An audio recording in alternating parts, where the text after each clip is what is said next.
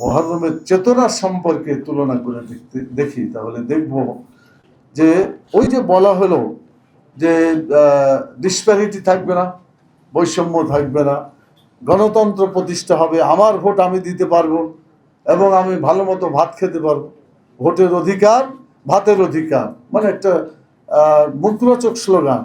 কিন্তু দেখা গেল যারা এই আন্দোলনের স্লোগান যারা দিয়ে আন্দোলন সৃষ্টি করেছিল তারা কিন্তু তাদের এই উদ্দেশ্য থেকে পিছন দিকে সরে গেল।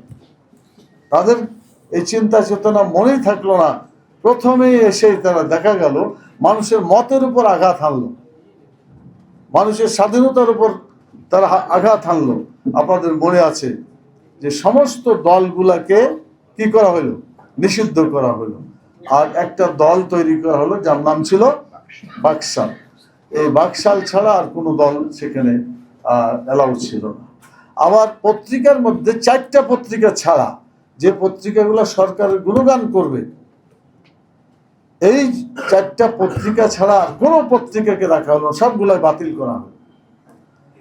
আজকেও আমাদের দেশে এখনো পত্রিকার জগতে যারা কাজ করেন, আমাদের সাংবাদিক বন্ধুগণ, খালি তখন তো পত্রিকা ছিল, টেলিভিশন ছিল না, এখন টেলিভিশনও, মানে যত বিজ্ঞান যত দ্রুত গতিতে এগিয়ে যাচ্ছে আর মিডিয়ার উন্নতি তত সাধিত হচ্ছে।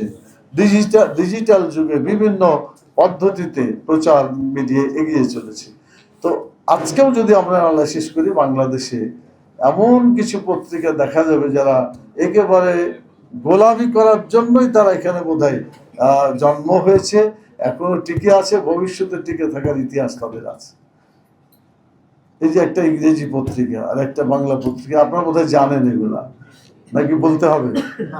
এই পত্রিকার নাম না নিলেও আমি বলতে চাই যে এই ধরনের কাজকাম যারা করে তারা জনগণের শত্রু হিসাবে চিহ্নিত হচ্ছে। আমরা বলবো মিডিয়া নিরপেক্ষ থাকবে, সত্য যেটা সেটাকে তুলে ধরবে, তাদের নিজে বানিয়ে কোনো কিছুকে এদিক ওদিক করে দেওয়াটা এটা গণতন্ত্রের কথা নয়।